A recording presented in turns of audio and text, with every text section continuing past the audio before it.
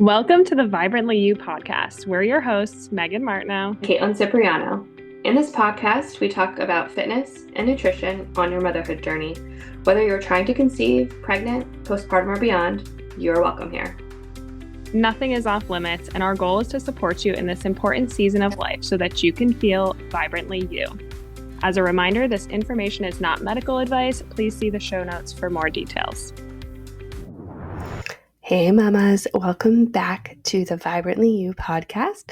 Today I am solo and we are diving into a topic that is simple but so important. We're chatting about hydration while breastfeeding. So if you're in the thick of nursing, this episode is perfect for you. And you might be feeling like a human water fountain between the milk you're producing and the constant thirst. But let's break down why hydration is so key, how much you really need, and some easy ways that you can stay on top of it. Because let's be honest, remembering to drink enough water when you're juggling a baby or multiple other children is a whole struggle in itself. So grab your water bottle or maybe that lukewarm coffee you've reheated 3 times now. We've all been there. And let's chat about keeping you hydrated and feeling good while breastfeeding. Okay, so first, why does hydration even matter? When you're breastfeeding, your body is making milk on demand. And since breast milk is about 87% water, staying hydrated is really crucial for your milk production, your energy levels, and just overall being, right? So things you might notice if you are dehydrated is that your milk supply may dip, and don't freak out here, not like in a dramatic way, but enough where you notice that it's making a difference. You may notice that you feel like extra tired. We know you're already exhausted, but you may be feeling it on a whole nother level. You can also be dealing with frequent headaches, dry skin, dizziness, feeling extra snacky. Sometimes those things pop up too when we are not hydrated properly.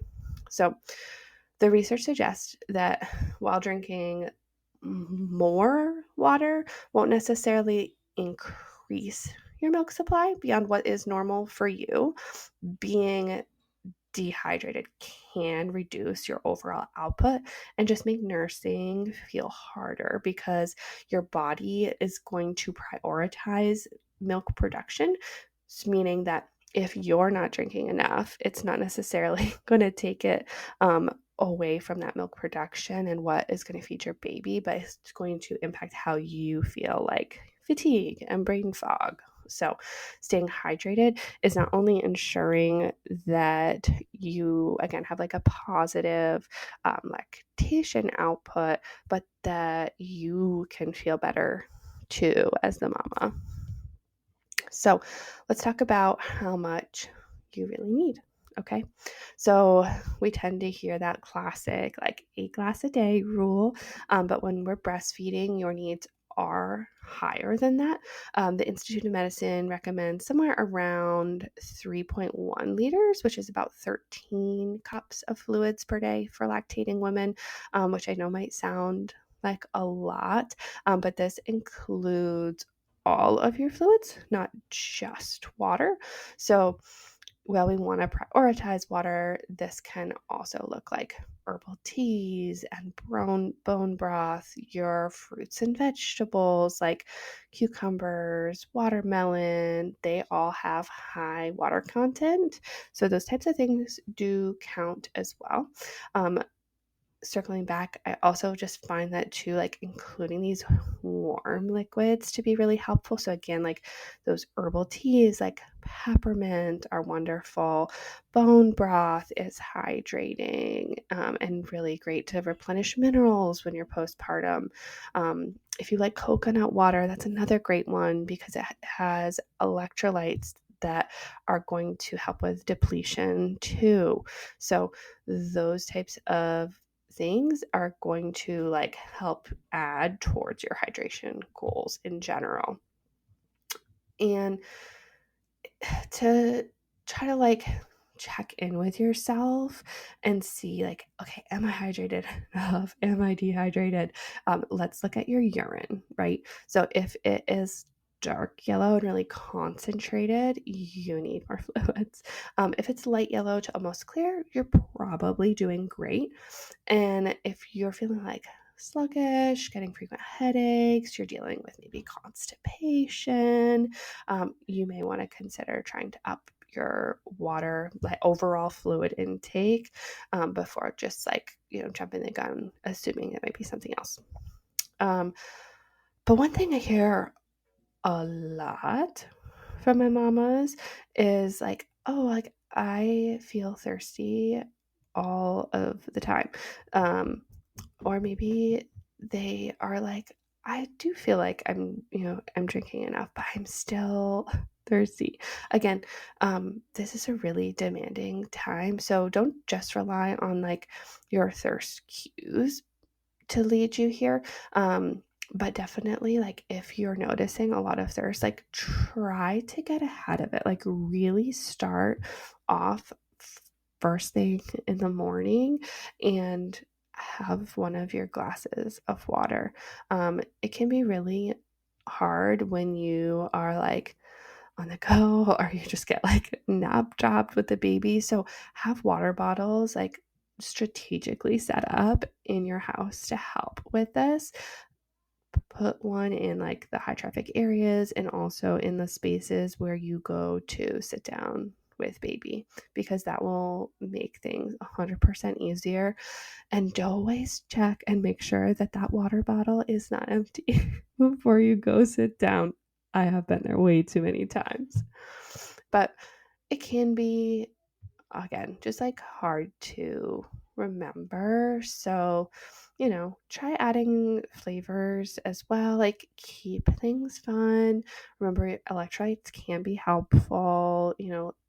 Make sure that you're checking for one that does not have a lot of extra things in it or too much salt. There's quite a variety of electrolytes on the market, and if you need help selecting one, please feel free to reach out. There are some great options for breastfeeding moms specifically. But you can also make these, electrolytes at home. You can use a pinch of sea salt, lemon juice. You can add some of that coconut water. So you can do this with things that you might already have as well to get a boost.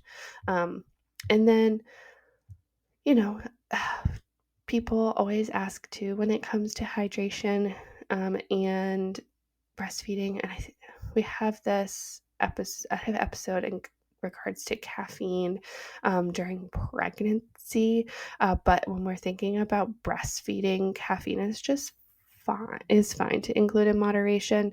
You want to pay attention to the signs that your baby is giving you, but somewhere between 2 to 300 milligrams per day, which tends to be around 2 cups of coffee for people, is generally safe.